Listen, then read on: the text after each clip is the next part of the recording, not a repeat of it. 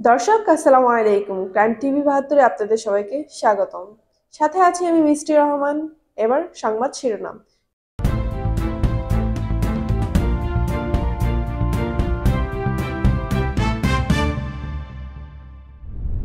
মহান বিজয় দিবস উপলক্ষে মহান মুক্তিযুদ্ধে নিহত শহীদদের স্মরণে পুষ্প বিতরণ ও শ্রদ্ধা নিবেদন করেন ঢাকা জেলার ছাত্রদল।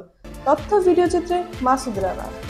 মহান মুক্তিযুদ্ধে নিহত শহীদদের স্মরণে আজ সাভার জাতীয় স্মৃতিসৌধে ঢাকা জেলার ছাত্রদল ও সাধারণ শিক্ষার্থীদের বিভিন্ন কর্মসূচি পালন ও নিহত শহীদদের স্মরণে পুষ্প অর্পণ এর মাধ্যমে শ্রদ্ধা নিবেদন।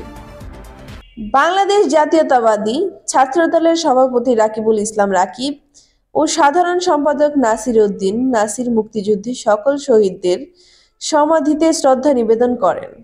এ সময়ে ঢাকা জেলা ছাত্রদলের সাবেক যুগ্ম আহ্বায়ক মাহফুজ ইকবাল জাতীয়তাবাদী ছাত্রদল ও সাধারণ শিক্ষার্থীদের সাথে নিয়ে এক বিশাল শুটডাউন করেন। মাহফুজ ইকবাল শহীদদের স্মরণে বলেন, জাতীয়তাবাদী ছাত্রদলের বিএনপির সকল কর্মসূচি ও তারুণ্যের অহংকারে দেশ নায়ক তারেক রহমান হাতকে শক্তিশালী করার লক্ষ্যে কাজ করে যাচ্ছে। এ সময় তিনি আরো বলেন, 16 ডিসেম্বর মহান বিজয় দিবস উপলক্ষে স্বাধীনতা যুদ্ধে সকল শহীদের আত্মার মাগফিরাত কামনা করি এবং তাদের যে সমাধি সেখানে আমরা পুষ্পার্ঘ অর্পণের জন্য এখানে সমবেত হয়েছি।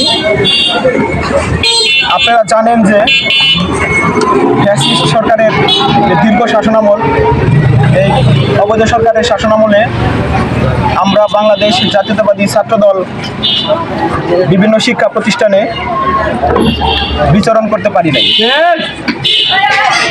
বিগত 5ই আগস্ট ফ্যাসিস্ট সরকারের পতনের পর জননেতা জনাব তারেক রহমানের নির্দেশনায় জাতীয়তাবাদী ছাত্রদলের সভাপতি রাকিবুল ইসলাম রাকিব ভাই এবং সাধারণ সম্পাদক নাসির উদ্দিন নাসির ভাইয়ের সার্বিক তত্ত্বাবধানে আমরা বিভিন্ন শিক্ষা প্রতিষ্ঠানে সামাজিক এবং মানবিক কাজকর্ম করি।